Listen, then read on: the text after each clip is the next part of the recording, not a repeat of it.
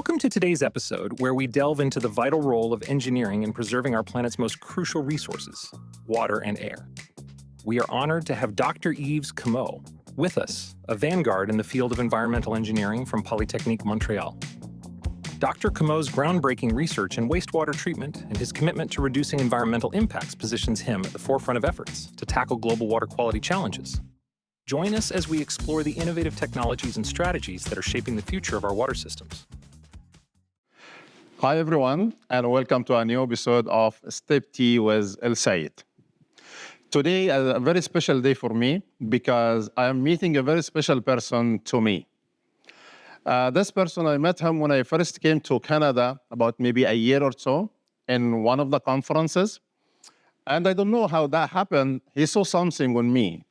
So he started to speak with me about, okay, are you a young professional? I said, unfortunately, not. I am more than 35 years old. He said, oh, yeah, I thought that you're a young professional, so you would be a good candidate for volunteering and doing some activities with the young professional. And that discussion actually inspired me to know more about the volunteer activities here in Canada and how can we contribute or how can we pay back to our society. And since that moment, I was thinking about it, how to join the volunteer society, how to contribute to the different associations and be part of that amazing community. And he was the one that is nominated me and discussed with me was Chris Marvin about joining the Canadian Association on Water Quality at the beginning. And honestly, I'm telling all those young professionals now, it was a scary moment to me. I didn't know anything. I didn't do it before. English was my second language, so I was a little bit hesitant to join this one. But that person has a big impact on my life. Said, Sayed, don't worry, you will be able to do it. It's something simple. Just come and we'll be with you.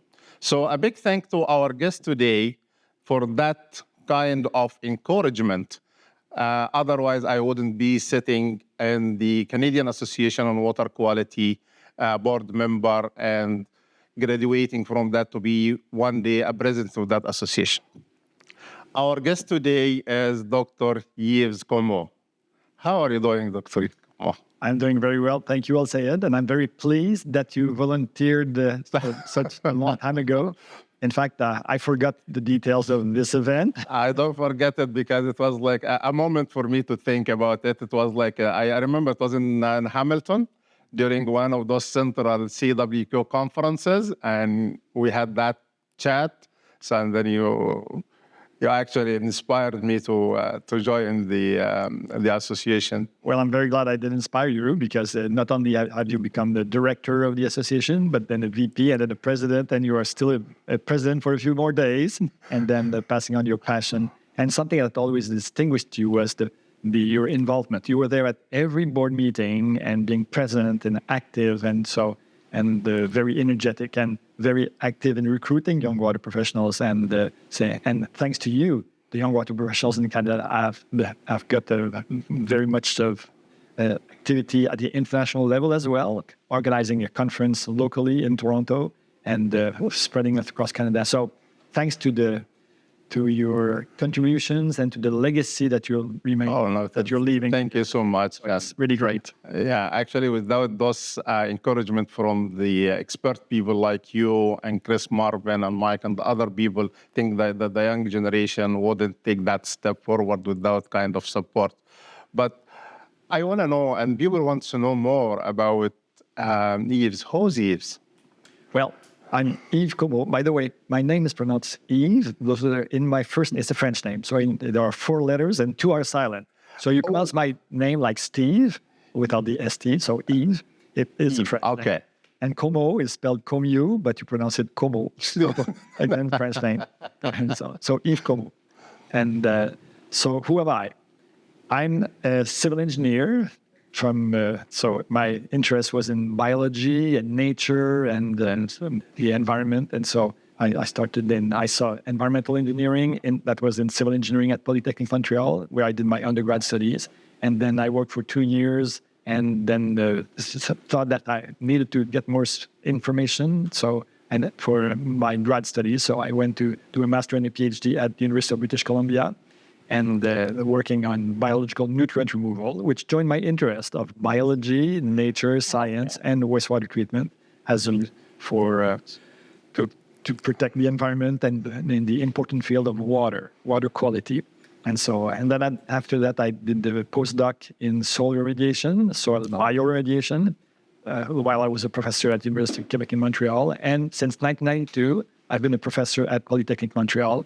I just retired this year in January, so I'm now an adjunct professor for at least 3 more years to continue some research activities and some volunteering activities, such as contributing to the organization of the International Water Association World Water Congress held today and following days in Toronto, and some other activities in Quebec with Réseau Environnement.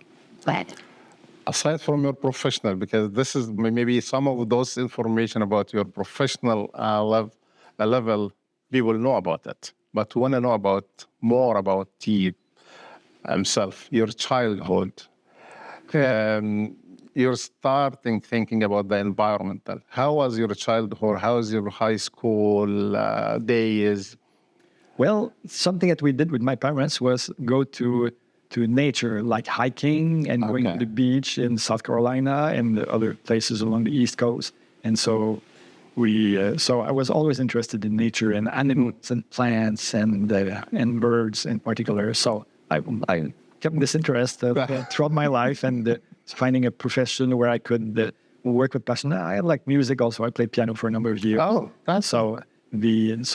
And piano is interesting in the sense that, or any activity that you do where you try to perfectionate, if I can say that, to improve the quality of your work by refining, by studying more actively, is an ability that spreads in your profession and in your life as well. And one of the characteristics of doing grad studies and working in the field of environmental engineering is that you can work with passion in this field and contribute to the development of the quality of the environment. So have you ever thought when you were a child and watching those nature and the thing that you're going to be an environment specialist? Environment, maybe. Wastewater treatment, no. that came as by accident, because I saw that there were some needs in this field. And I saw that also it joined my interest of biology, biological wastewater treatment, and water quality. So that's why I found the interest. And one message that I tell my students, some students tell me that they want to find a job that they like. Okay. I tell them it's much better to like the job that you do. Okay. See the difference. Yeah, people also say, like what you are doing until you get to do what you like. Yeah. So at first you need to like what you are doing now until the moment comes to do what you like. Yeah. So instead of looking forever for something that you like, you just like what you do it well, and then eventually you come to like what you do. Okay. So when was that kind of moment that you felt that, I want to be an expert on wastewater treatment in general? Well, I was working for a consulting firm and doing some supervision of construction of a building. And then I told my supervisor that was interesting. I liked the experience, but I would prefer if it could be related to environmental aspects. Okay. And then he said, okay, I'll tell the boss, and so you won't work with me anymore. Then I was sent to another project, which was an aerated lagoon construction. Okay. I had no idea how this was built, how it was designed, and so I figured that I needed to have a graduate degree in environmental engineering. And I applied to 3 universities, the University of Toronto, Edmonton, and British Columbia. I was accepted in all of them. Okay. But my wife is a weather forecaster for Environment Canada, and she was sent to Vancouver, so that's why I ended up there. With my job, working as a young engineer in supervising the construction of aerated lagoons, that's how I ended up studying wastewater engineering. So you worked as as an engineer from a construction company, and then you moved to environmental consulting company. Consulting company. Have you thought about, you're going to move to academia and you be a professor, or just like your career that, okay, I'm going to have my own consulting company, I'm Well, gonna be a rich man? And well, being rich was not my objective. Okay. But I wanted to do something that I like. And Okay. My interest was becoming a consultant. And it's by accident that I became a professor because when I was doing that was my purpose. I wanted to become a consultant. What a good accident for us. Yes. And one thing that I wanted to do that I've always liked to do is, I remember one event when I was a young engineer, when I asked the senior engineer how these aerated lagoons were designed, he said, "Oh, look in this book." Calvin. Oh, yeah. Oh, yes. And I said, well, that's not the way I'd like to share information. And so finally, in grad studies, I studied this book, Yes. the Wastewater Engineering book, the old one, version number 2. So we're version 5 now. And so I studied to become a proficient environmental engineering designer. And so... And then when I was completing my PhD, a professor from Polytechnique Montréal, Raymond Desjardins, said, "Oh, there's an opening at the University of Quebec in Montreal for a position in environmental engineering." And so I applied and got the job, and then the postdoc, and then after that, the position opened at Polytechnique. And I had more interest in going to Polytechnique than remaining at the University of Quebec in Montreal because it's a science program there, and whereas Polytechnique is an engineering program. And so students were not very much interested in the design of treatment plants, but understanding how it went, whereas at Polytechnique, they want to know how to design plants, and that was my interest. And so since 1992, I've been at the Polytechnique Montreal, just retired, so 32 years. Oh, what a journey. Yeah, but it looks like you are enjoying your time during your study, because you are doing it with passion. Yeah, and I like to share. So if things I know, I like to share them. And if somebody does it better than me, great. I've done a good job of training them. So that's fantastic. And that's why I encourage my students to become experts in their own field. So I make sure I encourage them to be the specialist of reference in their field so that they can become world leaders, if not all in their own field. And they can add value. Yeah. So... I believe there was many people that is influence your career and your life. If we focus on the graduate study time when you were doing your master or your PhD, definitely there was many instructors, many professors. Who was your favorite professor during that study? Yeah, well, there were two professors when I was a graduate student, but there was one in particular when it was an undergrad, in my last year of undergrad, and this person is Gilles Patry.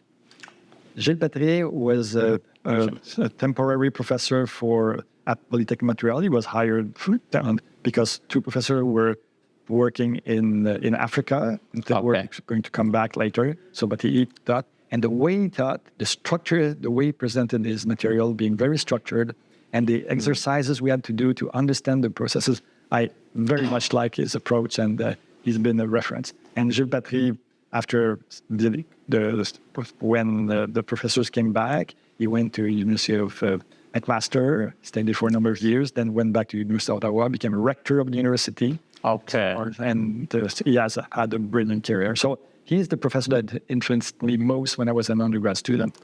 He's a brilliant prof. So are you using the same technique that you are trying to adapt the way that he's teaching? That was my sense. Okay. That's awesome. I'm not sure I do it as well as he did, but he certainly inspired. Yeah. And when I was a grad student, two professors who were my co-supervisors were Ken Hall and Bob Hancock. Ken Hall was an organic chemist and Bob Hancock a microbiologist. And so they taught me how to do science and how to write in English, scientific writing in English. I'm French originally, so writing was a bit of a challenge. And even speaking was a bit of a challenge. If English is your second language, so is mine. And it's interesting to note that at this conference, the official language is broken English. Yes, I like that broken English because it's a multicultural conference coming from all the world. So we have a multi-language. We each have an accent. Exactly. So you mentioned your co-supervisor was those kind of two people that is really inspired or had an impact on your career. How was your relation with your co-supervisors? Well, it was a relation of confidence and freedom.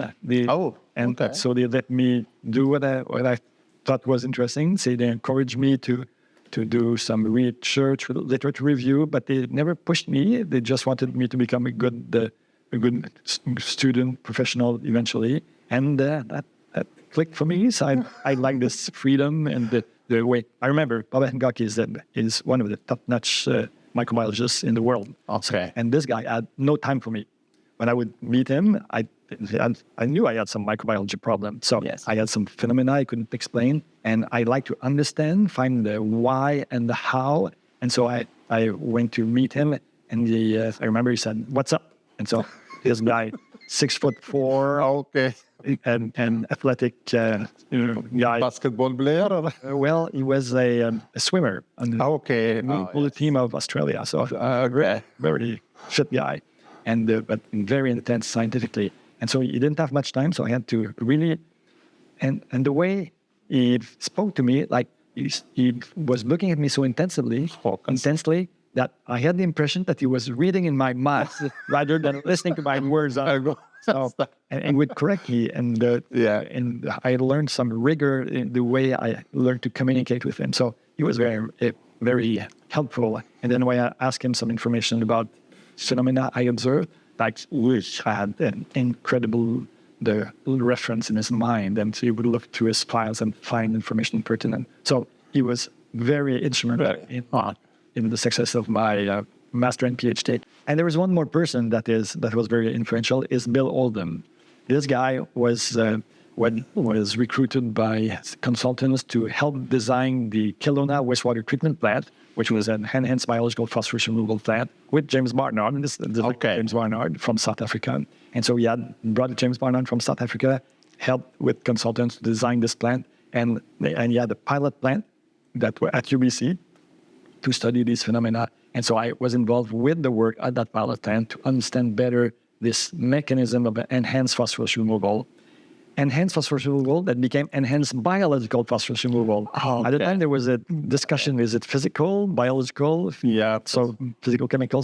Chemical. And then so Bill Oldham was very influential in allowing me to work on this topic. Okay. So if you got a chance to say something to them after this long time, what do you want to say? Well, thank you for the freedom and to explore, and for the confidence you had in me and letting me experiment in a number of things. And so they were not directing me in the details of the experiment, but orienting me into the field. And I remember one day, Bill Oldham said, "Well, there's no more research needed in this field." Well, I think there are still some aspects that need to be researched. So, yeah. So if you remember maybe a moment with them that you never forgot, like something like, something crazy, something... Well, there is one thing that I can remember, because the topic of my master and PhD were the development of a biochemical model to explain enhanced biological phosphorus removal. Okay. And so the importance of having an anaerobic zone and an aerobic zone were fundamental. Yes. And the presence of substrate, like volatile fatty acids, and that will result in phosphate release. And then under aerobic conditions, when you get phosphate uptake. So that was crucial. And so...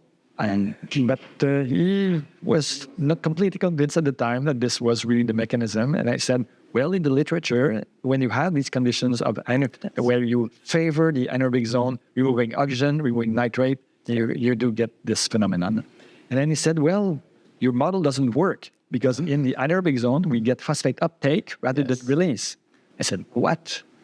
And they said, yeah. Well, don't you have any oxygen transfer by any way? Would you have any vortex or something? Oh, yeah, there are vortexes, but it doesn't matter. Well, I said, maybe try to cut the vortex, see if there is a difference. Sure enough, if they cut the vortex, then the phosphate in the anaerobic zone was released rather. So the mechanism was working. And so I remember this as... So this is a memorable moment. He was more confident in my explanation after that. Well, that's Aside from your supervisor, there is anyone else in the life, not necessarily in the academia, in your life, maybe from the family, from the friends, neighbor, that is have an impact on your life in general? My parents, of course, because they like nature and they were very much open to freedom, so freedom of thought and challenging anything. And so that was, these are persons that are very central in my life. And my wife, because we studied together in engineering and she went to technology. And then we had the 4 kids together and she was a stronghold of the family. So very well-organized, very friendly person. So I'm very happy to be with her. I'm glad to hear that. And we're not grandparents. Especially during the, I would say, the tough time during our graduate study, because we always have those hard time and good memories as well. So if you remember one of those... Well, there is one specific event I remember. We had we have 4 kids, but the first 2 were born in Vancouver. And so when she was going to give birth to the second child, she was due on the end of September. And she finally gave birth on 14th of September. And I was writing my thesis at the time, so finalizing. And so my nights were very short at that time. And then her water broke and we had to go to the hospital. But I was sleep deprived at that time. And so she gave birth in the morning, but during the night, I spent more time on the bed, sleeping 5 minutes at a time, than her. But I was present, but not completely, I should say. But we had very more. But also we have those tough moments during our work, our research. Either we're doing lab experiments or we're doing modeling, and there is always sometimes that it's you are scratching your head to get what is going on. Something not working, like you mentioned at the beginning, that there is some challenge with the modeling. So do you recall any of those tough time and what did you do to overcome them? Well, I remember when discussion I had with Bob Hancock in particular, where I had this phenomenon of phosphate release and uptake, and he said, well, if you should have a look at the cations, because phosphate is not released by itself, and it's a co-transport mechanism. So there, you should look at magnesium, potassium, calcium, sodium, and to see if any of those are co-released with phosphate. And so we had an atomic adsorption analyzer in the lab, and so I had done an experiments with from a batch test, taking many samples. And so the phosphate was being released and taken up. And then I looked at the metals, and they were released and taken up for magnesium and potassium. Just these 2. Not the other ones, but just these 2. And when you added the molar ratios, it fitted perfectly at 1 cationic charge per 1 phosphate molecule. So that was, and Bob Hancock is the one that had suggested that. And I remember being in the lab and looking and looking up, being very excited about this. So I would say this is a combined moment for both, a tough time, but it ends up with a great memory as well. And not long after that, there was a conference in Paris in 1984 on phosphorus removal. And I hadn't gone, I didn't have that in any paper because it was so fresh. But I drew this on a sheet and presented it on a transparency. Yes. People are very interested. Yeah, because there was a debate whether it's physical-chemical or biological, but now it was clearly biological. You have ions, the co-transported with phosphate. It's a biological thing. So it was like a moment that you never forgot, and maybe this has inspired you more about the research and to do more and more. And so, other than the phosphorus recovery or removal, what are the main areas that Dr. Comeau is working on? Well, I tried to work on this topic in Quebec, but in Quebec there is a lot of the drinking water sludge, and alum is used for drinking water treatment as a coagulant, and it's discharged into the sewer system. And it reacts with phosphate in the sewer system. And when it comes to the plant, it's not bioavailable for enhanced biological phosphorus removal.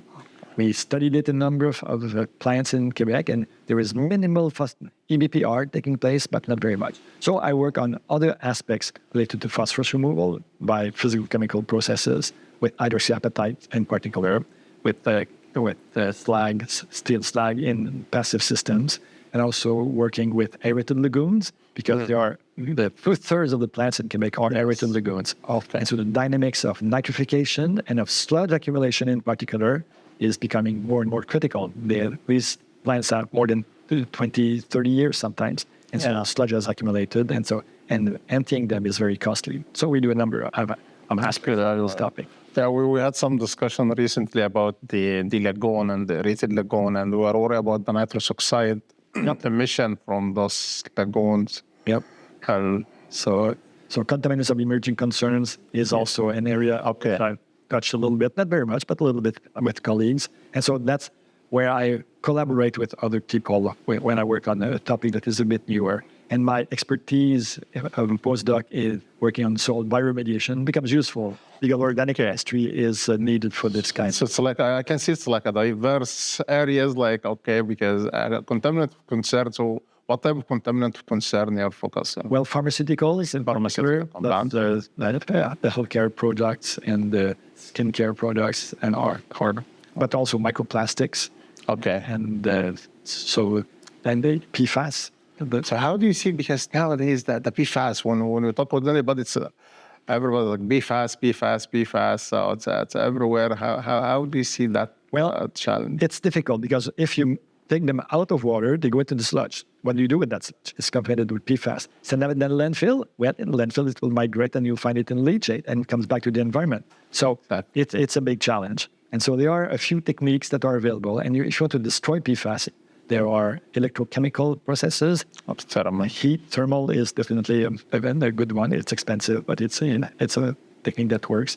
And there are some other methods of destroying the very strong carbon fluoride link. But it's challenging. It's an area where there is quite a bit of research being done, and there's a lot of needs for this topic. So I didn't work very much on that, but I touched a little bit on this. That's why as a civil engineer, which is my training, we lack a background in science. And so that's one aspect that I completed when I did my master, and mainly at the beginning of my PhD. So I had no courses in organic chemistry, nor microbiology, nor biochemistry, or very fundamental understanding. But I took undergrad, first-year courses in each of these topics, and even an advanced course in microbiology, which has been fantastic for my career. Yeah. So, and I remember talking with Mark van Loosdreck, and was an eminent researcher in the field of wastewater engineering. And he's very strong in wastewater engineering and microbiology, applies microbiology. So he goes to these two types of conferences. He's an expert in both of them. But he has a very strong science background and applied engineering background. And I think that's the secret. Yes. And I know some people who have had this kind of background with strong science, strong engineering. Yeah, but the science is often missing in our training. Yeah. Good. So talking about this, I think now it's like, we say that we can overcome that kind of lack of expertise sometimes, especially in the environmental sector, with collaboration. Because without collaboration, you'll not be able to, handle all the topic that is scientific perspective, engineering perspective, practical perspective, microbiological perspective. So I think how do you see that kind of collaboration along the... Collaboration is essential, that's for sure. Yes. But you have to be an intelligent person to interact. So you need some background to ask the right questions and to be critical of what you hear. And so to be a better contributor, you must have some good background. And then you can interact correctly. Yes. Otherwise, you're always on the reacting rather than proacting for leading research. And so collaboration is essential, but you need to have some good background. I see that, and we always encourage the young generation. You have to have the basics, so at least you have the same language. And this is one of the things, the industry are sometimes complain. So how do you see the collaboration between the academia and the industry, or your collaboration your experience was collaborating with industries or municipalities? Well, collaboration with industry and municipality, I'll just come back to that in a second. Grad students should have an experience in not only the specific aspect of their research, but maybe some other parallel aspect as well. And if you can work with the pilot unit, getting your hands wet, getting to interpret the data, screening the value, validating the results that you have, because when you are a consulting engineer, you take the value as granted, and that these are true values. But when you dealt with the data that you obtained, you know that some values don't make sense. And so you have this appreciation of the quality of the work. And so having had the chance to work with pilot units is really great. So somebody who does modeling, for example, strictly, should get a complementary experience with running some pilot units. Even if it's only assisting, but getting into the interpretation, the analysis, that's essential. And that's an experience that will be beneficial when he becomes a consultant, for example, or professor. Then he will know what is the limit of validity of all the results and what he can get. So now, as a consultant or as an industry, then people are looking for this kind of critical expertise, not just the message. Believe me, okay, you don't want to believe, you let me be convinced. I can be convinced of anything. Yeah, you have to convince me now. Exactly. Yeah, but maybe it's a good chance for the grad students if they got a chance to work on a pilot or some scale-up experiments. Not all of them got that chance, but they should open their mind to know about those things. They should do some kind of internship if they could. I think that's something maybe we can discuss with the scholarship grants to focus on something like that. And this is one of those areas like, okay, when you go to those postdoc scholarships like MITEX, for example, have to get interaction with the industry to get more. And this is maybe take you to the level of the pilot or the full scale. But going back to the collaboration with the industry and or municipalities, I'm pretty sure that you are collaborating a lot with industries and municipalities. How do you see that collaboration with industries and municipalities benefiting your research? Well, the most important thing is to listen. Okay. So you talk to these people, listen to their challenges, and from what they tell and from your experience, you can see if you can contribute to helping them with their challenges, rather than say, I've got the key, what kind of door can I open? So let them open the doors and see how you can fit. Is an interesting approach that is quite fruitful and appreciated by collaborators from municipalities and industry. They have their challenges. So if you can tell them, if you can contribute to alleviate these problems and to find solutions, they will very much appreciate it. And that gets into other projects and of collaboration because the confidence builds up. So first thing, listen. You have to listen, understand. Yeah. So for those the early career professors, that is always they have a challenge for approaching the industry or getting a collaboration with the industry. Do you have an advice or a secret recipe for them? Okay, they said, how to get to the industry, how to bring them, how to collaborate. We don't know how to approach that. Well, there's no magic bullet for this, but I think presenting in conferences is a very good way. Yes. Publishing your work, not only in scientific journals, but in the transfer journals. Like we have the Sciences et Techniques de l'eau in Quebec, which is now Vecteur Environnement. And so it's in their environmental science and engineering, where in Canada, in Ontario in particular. Attending conferences and meeting people at conferences, they are in the exhibition hall. That's a great place to meet some people and to discuss. And quite often there are some fairs where you can talk with the people from industry. They are looking for people, for good people. So you have to convince them that you are the right person to have a chance to demonstrate. Yeah, and this is maybe I think one of start small and build up rather than aiming big right away. It's not gonna come. It's easier to start small and I remember when I was an undergrad student, there was a meeting organized between professionals from consulting engineers with university students, and I met the vice president of the big consulting firm in Quebec, and then and he said, we used to have the policy of not hiring grad students.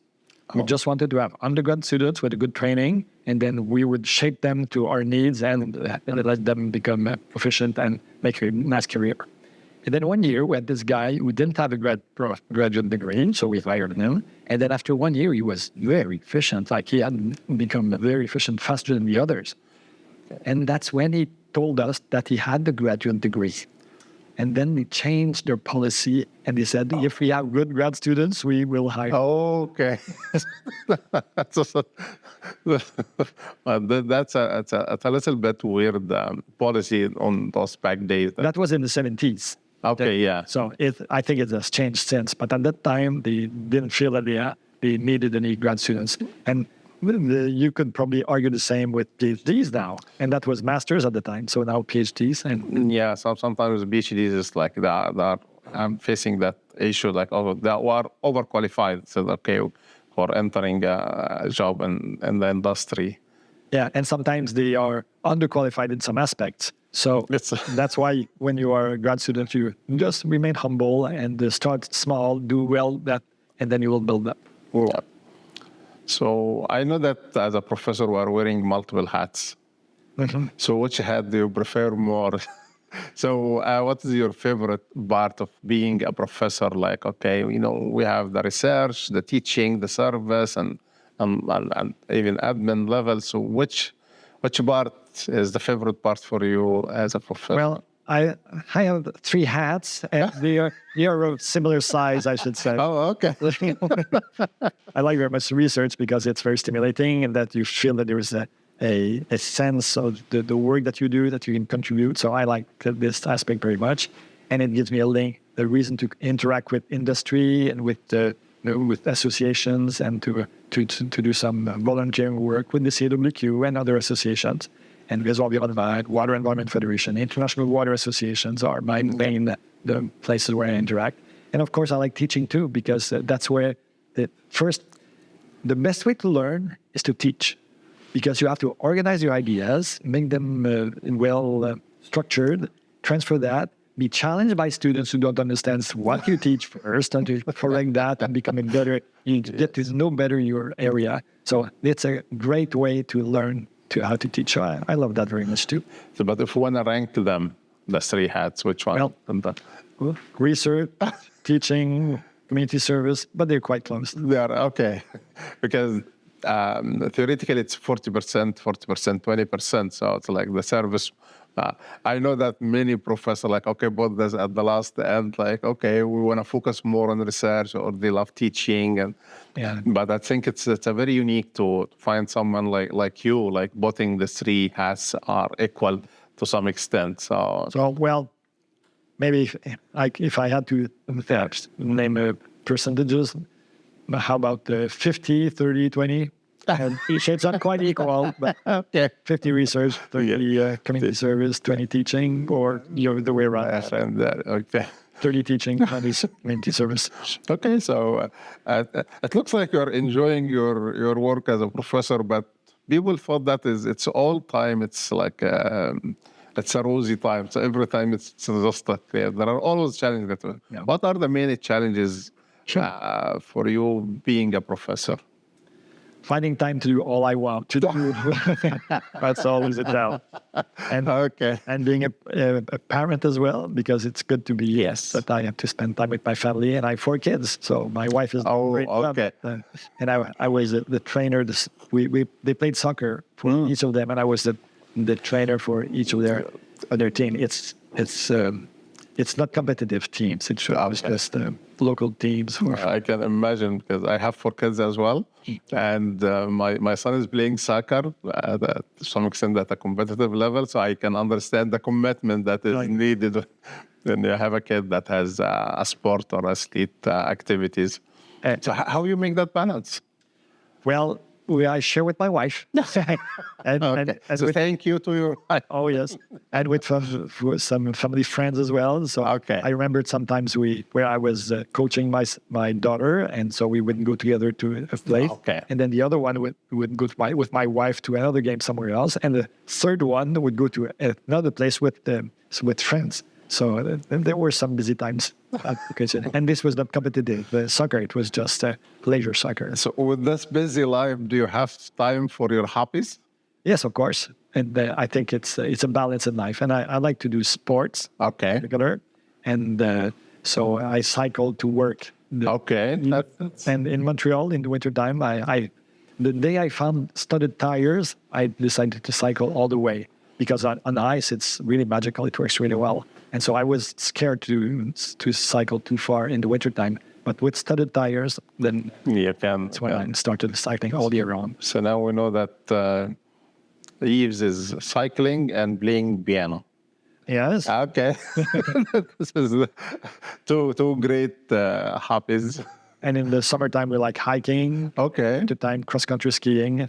And I discovered recently in the last few years, my children showed me a new activity, which is called disc golf. Okay. It's like playing golf with baskets. And for them. And there was a beautiful course where I went yesterday. Okay. Toronto Islands. It's a really? very nice course. Okay. That's amazing. If you want to meet somebody from the history, someone like, you always look at her or him, a historical figure, and you want to meet her or him, who would you choose? Who would it be? Yes. To be Spinoza. Okay. Yep. A philosopher from the 1600, maybe 1700, and he was Jewish and living in Amsterdam from a Portuguese community, and he always was very brilliant, and he wanted to understand. And there were two quotes that are quite famous. I wrote it down because I couldn't stay, but and the quote is, "The highest activity a human being can attain is learning for understanding." Yeah. Okay. Because to understand is to be free. And this very much applies to our life as professors, understanding, finding how and why. And since he was Jewish, he had some very big challenges with that, because he would study the Torah and ask questions about the Bible and interact with other people. And at one point in religion, you have to have faith. Okay.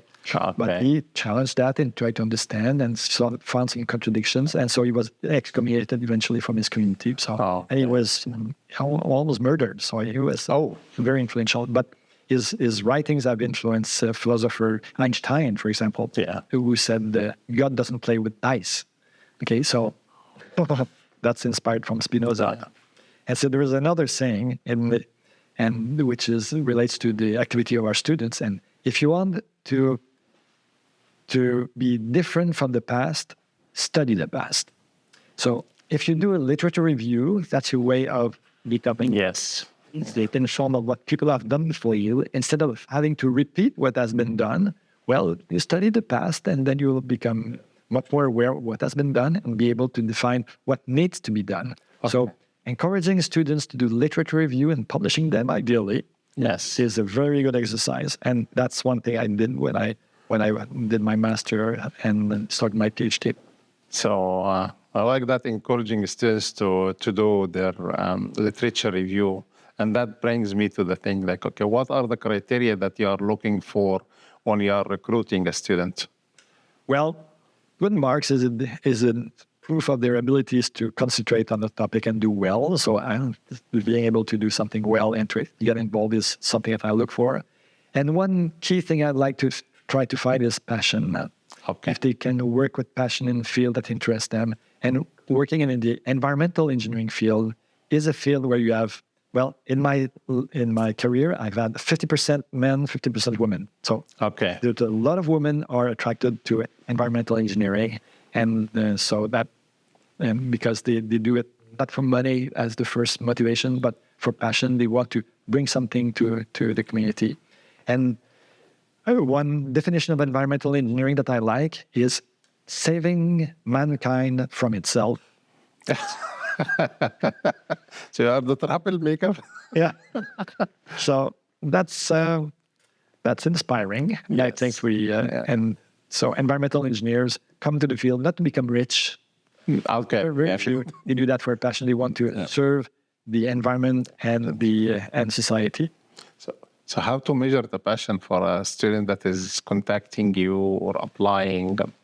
Well, the CV can tell you what kind of other activities that person does and what kind of of interest he has, what has he done well that can motivate him. So it's not easy, but and you can recruit these people you have to recruit them from outside, of course, but give them a chance and then let them prove what they're worth and support them, because there's a lot of challenge. When people come from abroad, they have a lot of challenges. So we need to support them well and listen to them to see how they can collaborate with other students, learn, and then so that they can move that. So based on your long career, what is the percentage that you said, I selected the right person, versus sometimes you just look at a student and you feel that it's not the right place for her or him? Yeah, it happened a few times with people started with me and I was not the right supervisor for them, or it was different from what they were expected, and they either quit or a few maybe to a few percent, maybe. So it's normal. Yeah, 5%, maybe a little less, but they decided to just leave, and that's okay. Okay. And sometimes I remember a student who was working very hard to succeed, and he had some difficulties, but he had some challenges with some of his abilities, and he was recommended to go to another more practical university. And he did really well. Okay. Yes. Sometimes they're just not at the right place, and there is a better place for them. But they see that as a failure, so it's difficult for them. But once they are in their new environment, sometimes they do much better. It's better for them and for the life. Yeah, it's like somebody with that passion and talent on modeling and go to mainly an experimental work on the lab most of the time. He's not gonna find her or himself, and vice versa, even in the field.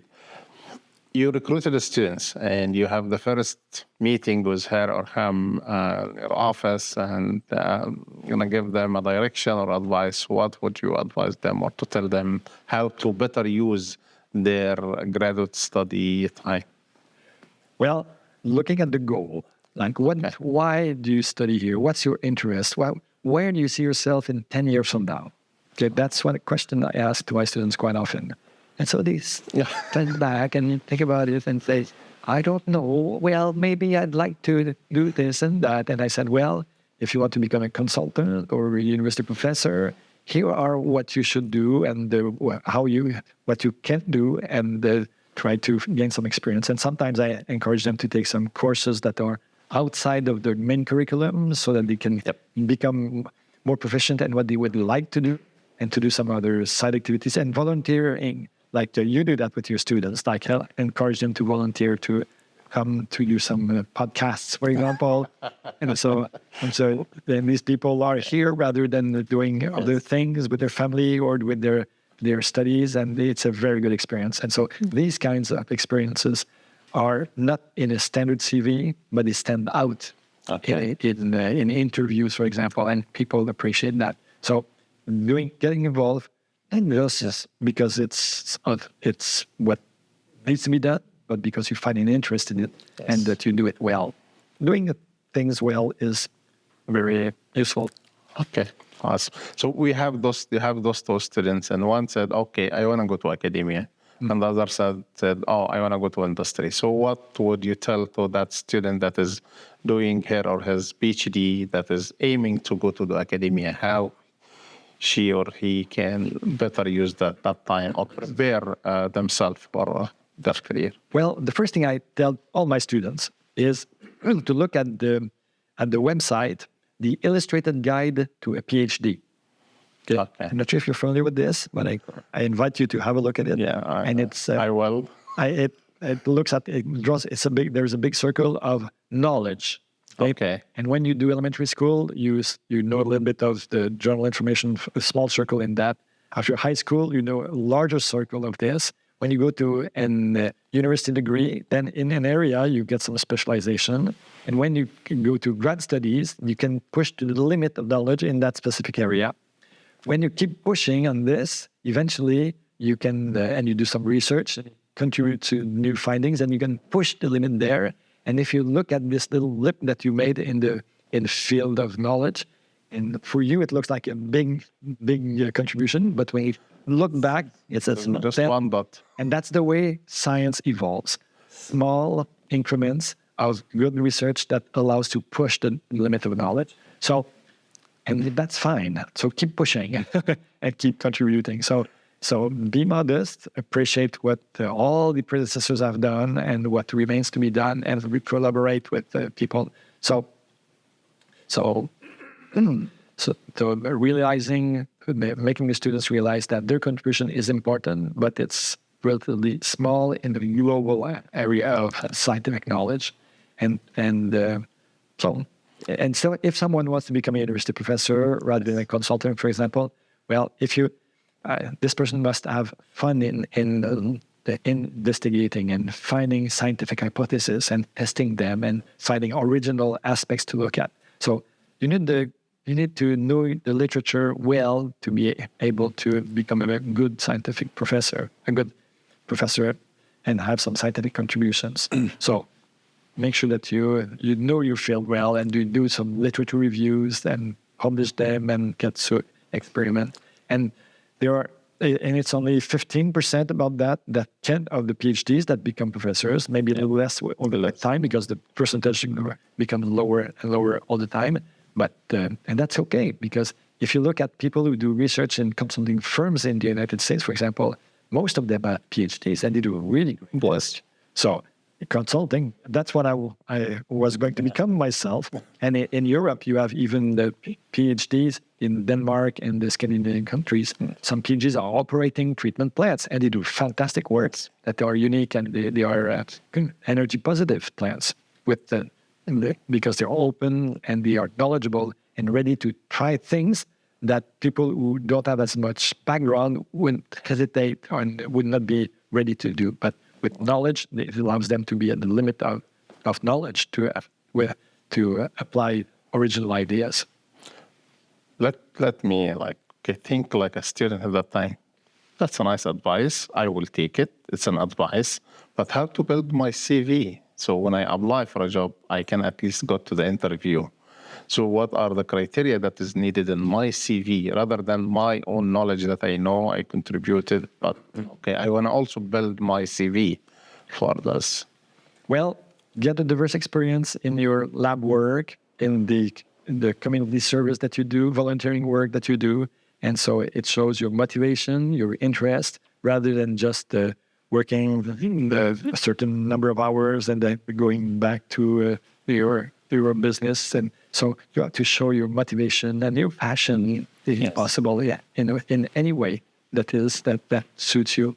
And people who are good in sports, for example, and that have become very, very good and have won tournaments or whatever, and they distinguish themselves, is another proof of their ability to push something to a level of excellence that employers will always appreciate. What about the other one that wants to go to the industry? Same thing. Simply that just has to be his interest will be more practical, I suppose. Okay, yeah. And listening to the needs of whoever you. So it's a good idea if you go to for an interview with a consulting firm or with a university, to read about that university, read about the people that are going to hire you if you can, or learn about that company. So be curious. But those students will come one time at the end of their PhD. They said, I finished my PhD. I couldn't get a job immediately. What to do to hunt a job? Well, start at the lower level and build your way up. Okay. So then distinguish yourself with excellence, and people will recognize it, and it will give you the opportunity to grow. So that's the best advice I can give. Start at the lower level, because if you look for a job that you like, rather than liking the job that you do, is much more challenging. It's going to be. So look for a job that you like. If Dr. Comeau is not a professor, what other career would you do other than to be a piano player? A pianist. I wasn't good enough for that. So what other career can you see yourself other than to be a professor? Well, a consulting engineer. Okay. That's what I was going to be. And it's by accident that I became a professor. I'm very, very pleasant accident, of course. Okay. You have this passion for consulting or working for a supplier firm, finding solutions to problems is something that engineers like to solve problems. And in that sense, I am an engineer. Okay, that's I know I'm witnessing that during your entire career, you are a big contributor to the society and the community by volunteering your time and getting involved on different associations at different levels, from the national level to the international level, with all of that recognition. So what has inspired you to sacrifice all of that time? So, well, what inspired me? The feeling that what I was doing was important for society and for the environment. And so working with people also, like with people at the International Water Association and with Wastewater and the Canadian Association for Water Quality, are all people that are motivated, that have a similar passion in this sense. And so that's why volunteering is interesting, because you meet people that share the same time of interest in volunteering, for one. Sometimes there are people that go there just to click on their CV, but there are other people that have a different motivation. And it's very, very interesting to collaborate with them and to exchange and to build something. So as a professor, it's important to attend the conferences. So. Yeah. Yes, scientifically, to know what are the advances in your field and to be exposed to other areas. Like keynote speakers, for example, in the morning. I'm never a specialist of that keynote speech. And so, but listening to them and seeing how they approach their activities is always inspiring. So I like very much to listen to keynote speakers. If you want to tell something to your graduate students about the importance of attending conferences, what you'd tell, how to convince them this is something really? Well, the most motivating way to attend a conference is to present either a paper or a poster. Okay. So if you are accepted at that level, the level of motivation will be higher, for one thing. Okay. And they will be able to present their work, be asked some questions about their work and be challenged. And it's an excellent way to prepare a publication, a written publication, because once you organize your thoughts and your results and analysis and build the story about what you have done, once you've done it for an oral presentation, it's much easier to then publish a paper on that same topic. So you can improve all the aspects that need to be tidied. That's an inspiring sentence. Before coming to the last question that we have, do you have something that you want to share with us about yourself that didn't cover during this short interview? Well, we covered a lot of aspects. Yeah, but okay. If it's not sports is I've met sports is like something, and family activities. I'm a grandfather twice, soon 3 times. So I'm a retired professor. So I have more time for doing aspects that interest me, like volunteering and doing some consulting. So you didn't share with us the names of your kids. This is something okay. How old is your kid? If you want to tell a little bit, not something deep, but a little bit about your kids, because this is something. Well, my kids are from 39 to 32. Okay. 39, 36, 34, 32. Okay. 2 boys, 2 girls. Okay. And the 2 first were born in Vancouver, the other 2 in Laval, Montreal. Okay. And so, and they are living everywhere in the world. So, well, so one is living in Bermuda and New York City. Mm-hmm. The other one is in Florida. The oldest one is in Florida. And my other son is in Bermuda and New York. Both of them are working in cryptocurrencies. And my 2 daughters live in the West Coast near Vancouver. So one as a biologist for the provincial government, and the other one as a science teacher for high school, but doing also some gymnastic activities for the Cirque du Soleil, for Cirque a number of good circus top athletes. So I would imagine now you are a grandfather. Yes, I'm a grandfather. How is the moment when you see your? Well, it's great because they're far, and so in the beginning of the summer we all met in Bermuda. Okay, it was really great. Okay, great, Mohammed. Okay, Dr. Comeau. So this is your camera. And could you please maybe give an advice to the young water professional? If you want to give an advice to the young water professional, what would you tell them?